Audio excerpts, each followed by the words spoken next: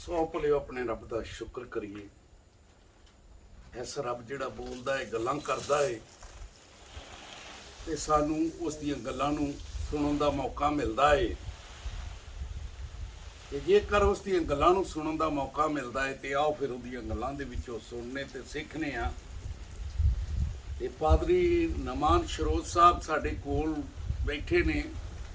इन्हां दी बड़ी खास सीगी क्योंकि इन्हां दे बड़े दोस्त पारी अमीन साहब जिहड़े खीर नूं बहुत पसंद करदे आ ते पारी साहब स्पैशल आप खीर बनाउण डए आ ते गाइयां दा दुध चवा के लिआए ने सनी साहब ते पारी साहब खीर तैयार करन डए ने ते खुदा दे उन्हां वादियां नूं भी याद करदे पए ने ਜਿਹੜਾ खुदा ने ਸਾਡੇ ਨਾਲ ਕੀਤੇ ਨੇ ਤੇ ਪਾਦਰੀ ਮੀਨ ਸਾਹਿਬ ਨੇ ਵੀ ਕੀਤੇ। पारी मीन साहब ने भी कीते आ जी। पारी साहब कहंदे भी साडे नाल भी वादे कीते आ ते पारी मीन साहब ने भी कीते आ। जिसले असी इश्तिशना दी किताब ਉਹਦਾ 32 ਬਾਬ ਤੇ ਅਸੀਂ ਵੇਖਦੇ ਆ 13 ਐਤ ਤੋਂ ਤੇ ਉਸਨੇ ਉਹਨਾਂ ਨੂੰ ਉੱਚੀ ਜਗ੍ਹਾ ਤੇ ਸਵਾਰ ਕਰਵਾਇਆ ਤੇ ਖੇਤ ਦੀ ਪੈਦਾਵਾਰ ਵੀ ਖਵਾਈ। ਫਿਰ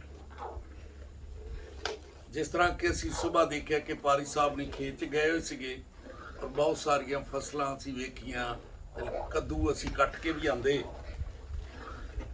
ਖੇਤ ਦੀ ਪੈਦਾਵਾਰ ਵੀ ਖਵਾਈ ਤੇ ਉਸਨੇ ਉਹਨੂੰ ਚਟਾਨ ਦੇ ਵਿੱਚੋਂ ਸ਼ਹਿਰ 'ਚ ਚਸਕਾਇਆ, ਸੰਗੇ ਖਾਰ ਦੇ ਵਿੱਚੋਂ ਤੇਲ ਚਸਾਇਆ ਤੇ ਗਾਈਆਂ ਦਾ ਮੱਖਣ ਤੇ ਭੇਡ ਬੱਕਰੀਆਂ ਦਾ ਦੁੱਧ ਤੇ ਬਰੇਆਂ ਦੀ ਚਰਬੀ ਤੇ ਬੰਸੀ ਨਸਲ ਦੇ ਮੈਂਡੇ ਤੇ ਬੱਕਰੇ ਤੇ ਖਾਲਸ ਗਿਉ ਦਾ ਆਟਾ ਵੀ ਤੇ ਉਹ ਅੰਗੂਰ ਦੇ ਰਸ ਦੇ ਵਿੱਚੋਂ ਪੀਂਦਾ ਸੀ। ਪਰ ਲਿਖਿਆ ਯਸੂਨ ਮੋਟਾ ਹੋ ਗਿਆ ਤੇ ਫਿਰ ਲੱਤਾਂ ਮਾਰਨੀਆਂ ਉਹਨੇ ਸ਼ੁਰੂ ਕਰ ਦਿੱਤੀਆਂ। ਸੋ ਲਿਖਿਆ ਇਹ ਉਹ ਲੁੱਦੜ ਹੋ ਗਿਆ ਤੇ ਉਹਦੇ ਤੇ ਚਰਬੀ ਛਾ ਗਈ ਤੇ ਫਿਰ ਉਸਨੇ ਜਿਸ ਨੇ ਉਹਨੂੰ ਯਸੂਨ ਨੂੰ ਬਣਾਇਆ ਸੀਗਾ ਛੱਡ ਦਿੱਤਾ ਤੇ ਆਪਣੀ ਨਜਾਤ ਦੀ ਚਟਾਨ ਦੀ ਹਕਾਰਤ ਕੀਤੀ। ਸੋ ਵੀ ਐਸਾ ਖੁਦਾ ਜਿਹੜਾ ਗਾਈਆਂ ਦਾ ਦੁੱਧ ਮੱਖਣ ਤੇ ਗੋਸ਼ਤ ਵੀ ਖਵਾਉਂਦਾ ਏ, ਬੱਕਰੀਆਂ ਦਾ ਖਾਲਸ ਗਿਉ ਦਾ ਆਟਾ, ਜ਼ਮੀਨ ਦੀ ਪੈਦਾਵਾਰ। ਸੋ ਲਿਖਿਆ ਏ 15 ਚ ਕਿ ਯਸੂਨ ਮੋਟਾ ਹੋ ਗਿਆ ਤੇ ਲੱਤਾਂ ਮਾਰਨੀਆਂ ਸ਼ੁਰੂ ਕਰ ਦਿੱਤੀਆਂ। ਇਹ ਸਾਡਾ ਬਈ ਡੱਚ ਦਾ ਲਫ਼ਜ਼ ਹੈ ਲਾਤਮਾਰ ਤੇ ਲਾਤਮਾਰ ਦਾ ਮਤਲਬ ਹੈ ਛੱਡ ਦੇਣਾ। ਸੋ ਖੁਦਾ ਨੂੰ ਛੱਡਣਾ ਨਹੀਂ ਚਾਹੀਦਾ, ਬਲਕਿ ਆਪਣੇ ਯਾਰਾਂ ਦੋਸਤਾਂ ਨੂੰ ਛੱਡਣਾ ਨਹੀਂ ਚਾਹੀਦਾ। ਜਿਸ ਤਰ੍ਹਾਂ ਵੇਖੋ ਜੀ ਪਾਦਰੀ ਸਾਹਿਬ ਕਿੱਡੇ ਸਪੈਸ਼ਲ ਤਰੀਕੇ ਨਾਲ ਦਿਖਾ ਬਈ ਵੇਖੋ ਕੜਛੀ ਮਾਰਦੇ ਪਏ ਆ, ਪਾਰੀ ਅਮੀਨ ਸਾਹਿਬ ਦੀ ਯਾਦ ਵਿੱਚ ਖੀਰ ਬਣਾਉਂਦੇ ਪਏ ਆ ਤੇ ਸਪੈਸ਼ਲ ਕੜਛੀ ਮਾਰਨ ਡਏ ਤੇ ਖੀਰ ਤਿਆਰ ਕਰਦੇ ਪਏ ਆ ਕਿ ਪਾਦਰੀ ਅਮੀਨ ਸਾਹਿਬ ਦੀ ਯਾਦ ਵਿੱਚ ਅਸੀਂ ਖੀਰ ਬਣਾਉਣੀ ਹੈ ਤੇ ਖਾਣੀ ਹੈ। ਕਿਉਂਕਿ ਖੁਦਾ ਨੇ ਜ਼ਬੂਰ 103 ਜਿਸ ਲਈ ਵੇਖਣੇ ਆ ਤੇ ਉਹਨੇ ਚੰਗੀਆਂ ਚੀਜ਼ਾਂ ਦਾ ਵਾਅਦਾ ਕੀਤਾ ਕਿ ਦੱਸੋ ਕਿ ਪਾਦਰੀ ਸਾਹਿਬ ਨੂੰ ਖੀਰ ਕਿੰਨੀ ਪਸੰਦ? ਹਾਂ, ਪਾਰੀ ਅਮੀਨ ਸਾਹਿਬ ਨੂੰ ਖੀਰ ਬਹੁਤ ਜ਼ਿਆਦਾ ਪਸੰਦ ਹੈ, ਜਿਸ ਦੀ ਵਜ੍ਹਾ ਨਾਲ ਏਡਾ ਸਪੈਸ਼ਲ ਤੌਰ ਤੇ ਵੇਖੋ ਫਿਰ ਦੁਬਾਰਾ ਜ਼ਰਾ ਦਿਖਾ ਦੇ ਵੀ ਜ਼ਰਾ ਵੇਖੋ ਨਾ ਕਿੰਨੀ ਉੱਭਰ ਰਹੀ ਏ ਤੇ ਪਾਰੀ ਸਾਹਿਬ ਨੇ ਬੜੇ ਸਪੈਸ਼ਲ ਤੌਰ ਤੇ ਨਾ ਐ ਮਗਨ ਹੋ ਕੇ ਕਿ ਨਹੀਂ ਮੈਂ ਆਪਣੀ ਯਾਰ ਦੀ ਯਾਦ ਵਿੱਚ ਖੀਰ ਬਣਾਉਣੀ ਹੈ ਕਿਉਂਕਿ ਉਹਨਾਂ ਨੂੰ ਬਹੁਤ ਪਸੰਦ ਹੈ ਤੇ ਇਸ ਕਰਕੇ ਖੀਰ ਤਿਆਰ ਕਰਦੇ ਪਏ ਨੇ। ਕਾਸ਼ ਕਿਤੇ ਪਾਰੀ ਸਾਹਿਬ ਸਾਡੇ ਕੋਲ ਹੁੰਦਾ, ਲੇਕਿਨ ਜ਼ਰੂਰ ਇਹ ਕਿ ਇਸ ਮਿਹਨਤ ਨੂੰ ਤੇ ਵੇਖ ਸਕਦੇ ਨੇ ਕਿ ਮੇਰੀ ਯਾਦ ਵਿੱਚ ਵੇਖ ਲਓ ਕਿ ਪਾਦਰੀ ਸਾਹਿਬ ਖੁਦ ਖੀਰ ਤਿਆਰ ਕਰਨ ਡਏ ਨੇ। ਕਿਉਂਕਿ ਖੁਦਾਵੰਦ ਦਾ ਵੀ ਵਾਅਦਾ ਹੈ ਕਿ ਤੈਨੂੰ ਚੰਗੀਆਂ ਚੀਜ਼ਾਂ ਨਾਲ ਉਹ ਹੈ ਰਜਾਂਦਾ। ਤੇ ਨਾਹਮੀਆ ਦੀ ਕਿਤਾਬ ਨੂੰ ਜਿਸ ਵੇਲੇ ਅਸੀਂ ਵੇਖਨੇ ਆ ਤੇ ਕੌਮ ਬਣੀ ਇਸਰਾਈਲ ਨੇ ਜਦੋਂ ਰੱਬ ਨੂੰ ਛੱਡ ਦਿੱਤਾ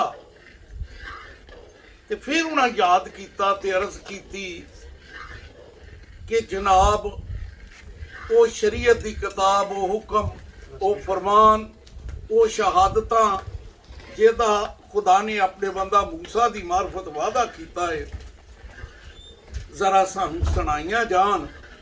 ਤੇ ਫਿਰ ਲਿਖਿਆ ਹੈ ਕਿ ਲੋਕ ਪਾਣੀ ਫਾਟਕ ਦੇ ਮੈਦਾਨ ਦੇ ਵਿੱਚ ਵੀ ਜਮ੍ਹਾਂ ਹੋ ਗਏ ਤਾਂ ਕਿ ਖੁਦਾਵੰਦ ਦੇ ਕਲਾਮ ਨੂੰ ਸੁਣਨ ਤੇ ਸਿੱਖਣ। ਤੇ ਜਿਸ ਵੇਲੇ ਉਹ ਪਾਣੀ ਫਾਟਕ ਦੇ ਮੈਦਾਨ ਦੇ ਵਿੱਚ ਇਕੱਠੇ ਹੋਏ ਨੇ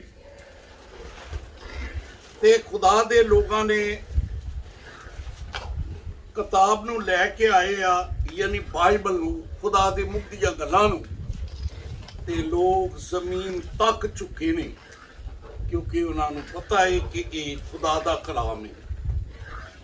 ਤੇ ਜਿਸ ਵੇਲੇ ਉਹਨਾਂ ਨੇ ਪੜ੍ਹਨਾ ਸ਼ੁਰੂ ਕਰ ਦਿੱਤਾ ਹੈ ਤੇ ਫਿਰ ਲੋਕ ਰੋਣਾ ਸ਼ੁਰੂ ਹੋ ਗਏ ਨੇ ਕਿ ਵੀ ਕਲਾਮ ਸਾਨੂੰ ਕੀ ਕਹਿੰਦਾ ਏ ਤੇ ਅਸੀਂ ਕੀ ਕਰਦੇ ਪਏ। ਤੇ ਰੋਣਾ ਜਿਸ ਵੇਲੇ ਸ਼ੁਰੂ ਕਰ ਦਿੱਤਾ ਏ ਤੇ ਫਿਰ ਨਹਮੀਆ ਨੇ ਆਖਿਆ, ਤੇ ਨਹਮੀਆ ਦੇ ਉਹਨਾਂ ਲੋਕਾਂ ਨੇ ਜਿਹੜੇ ਬਾਈਬਲ ਨੂੰ ਪੜ੍ਹਦੇ ਪਏ ਸੀ, ਨਹਮੀਆ 8 ਬਾਬ, ਉਸ ਦੀ ਜਿਸ ਵੇਲੇ ਅਸੀਂ 9 ਐਤ ਤੋਂ ਪੜ੍ਹਦੇ ਹਾਂ ਤੇ ਲਿਖਿਆ ਏ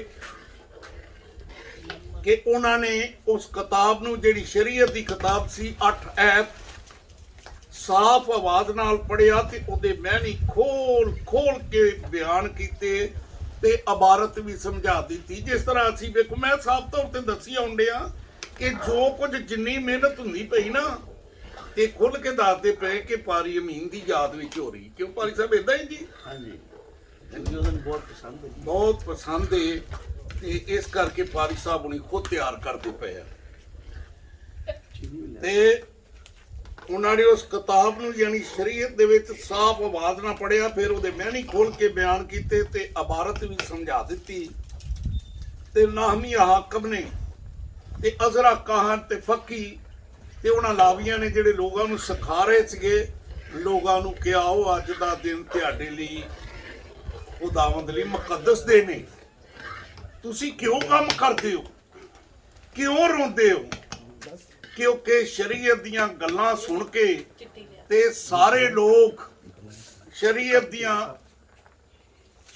ਦੀਆਂ ਗੱਲਾਂ ਸੁਣ ਕੇ ਤੇ ਸਾਰੇ ਲੋਕ ਰੋਣਾ ਸ਼ੁਰੂ ਹੋ ਗਏ ਸੀ। ਤੇ ਫਿਰ ਉਹਨਾਂ ਨੇ ਉਹਨਾਂ ਨੂੰ ਆਖਿਆ ਕਿ ਹੁਣ ਜਾਓ, ਮੋਟਾ ਖਾਓ ਤੇ ਮਿੱਠਾ ਪੀਓ, ਤੇ ਜਿਨ੍ਹਾਂ ਦੇ ਕੋਲ ਕੁਝ ਤਿਆਰ ਨਹੀਂਗਾ ਉਹਨਾਂ ਦੇ ਕੋਲ ਵੀ ਭੇਜੋ। ਸੋ ਬਈ ਅਸੀਂ ਜ਼ਰੂਰ